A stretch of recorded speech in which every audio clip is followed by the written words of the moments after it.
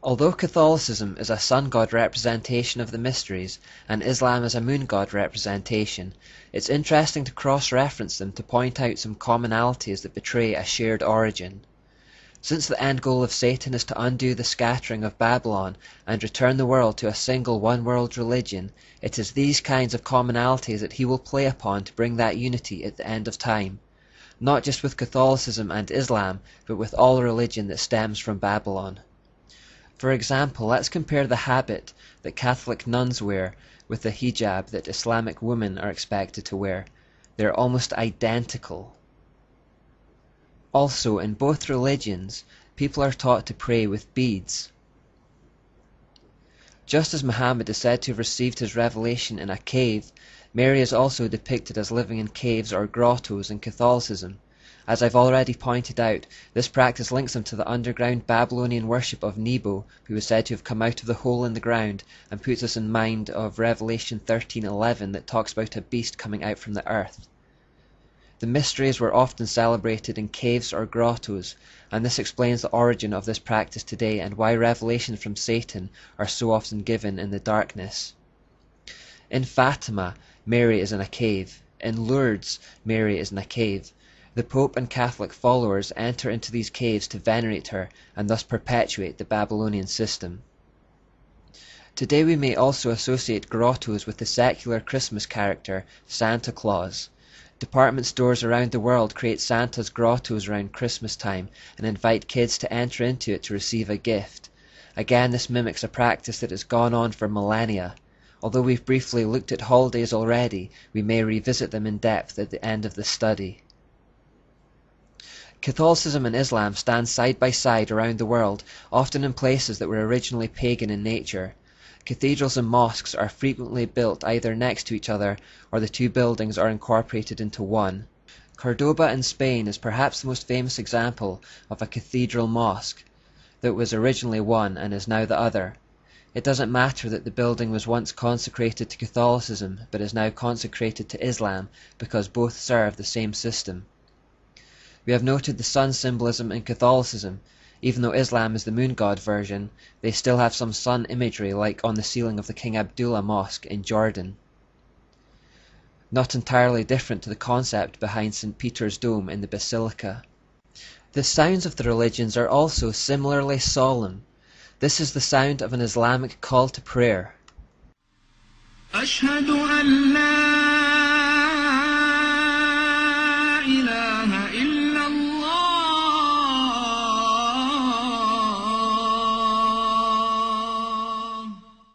Now compare it with the sound of a Gregorian chant. They are both similarly haunting, mournful, and melancholic.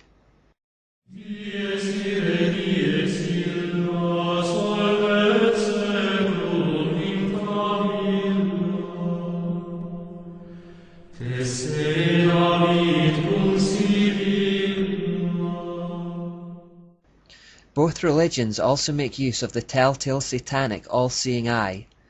This is a typical example from an Islamic taxicab where they are used as a charm to ward off evil and for protection. You will also unsurprisingly find this symbol in Catholicism.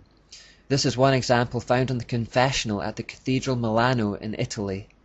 To the ancient Egyptians, the right eye represented the sun and the left eye represented the moon. That is why in Egyptian forms of the eye, it is surrounded by makeup that normally identifies it as the right eye, the eye of the sun god, Osiris or Horus to them. In this example, note the sun rays representing the supposed illumination that comes from the eye. One of the great ancient Egyptian temples was the Luxor temple. Helena Blavatsky, an important occult figure that we'll look at later, said that within such temples, obscene acts of homosexuality were conducted as a form of worship to Set. Now the remains of the Luxor temple still stand to this day, and within it you will find a multitude of phallic symbols that echo its original purpose. At the entrance, you will of course find the Asherah pole or obelisk. What is perhaps a little more surprising is that built into the Luxor temple is a mosque. Some Catholics plainly see the similarities with Islam and are looking for a shared future based on the truth that they have the same origin. Vatican insider Dr. David Malachi Martin said that on the basis of a personal message from Mary to Pope John Paul II, he believed that there will come a day when the heart of Islam, already attuned to the figures of Christ and Christ's mother Mary, will receive the illumination it needs, a second Fatima, in which they will recognize him as God's true vicar on earth. Then with fellow travellers like the Church of England, the Episcopal Church, and others of like mind, the Pope could be worshipped as the infallible Holy Father by over 1/2 of the world's population. This idea of ecumenism, or unity between religions, is gaining a lot of momentum in the world today, and behind it is the fact that Satan wants to reverse the scattering of Babylon and bring the whole world together again under his mystery religion. Given that the false religions of the world share the same root, they all have commonalities which are to be highlighted to achieve this end. The idea is to bring the world under the headship of the Pope, because he is the earthly head of the mysteries. Because of Muhammad's Catholic influence, Muslims already believe in Mary's Immaculate Conception and virgin birth. So high is their view of Mary that the Quran concludes she must be a goddess in Christianity. It therefore teaches that Christians believe in the Father, the Mother, and the Son. This is an error that comes by observing Catholicism's overemphasis on Mary as a deity. In fact, Father, Mother, and Son is the Babylonian Trinity. The Christian Trinity is Father, Son, and Spirit. The Islamic system of salvation is one of justification by works, which is the same as Catholicism and all false religion, in fact. The Quran teaches that on the Day of Judgment, good and bad works will be weighed up in a balance to decide whether or not someone goes to heaven or hell. This is just like the scales of Anubis or St. Michael in Rome. In Islamic states, there is no division between religion and politics. This merger of secular and sacred is similar to the Church of Rome, where the sovereign pontiff is both head of the religion and a reigning monarch. A final similarity with the Church of Rome is persecution, firstly of Jews and secondly of Christians. This is an indicator of Satan's presence.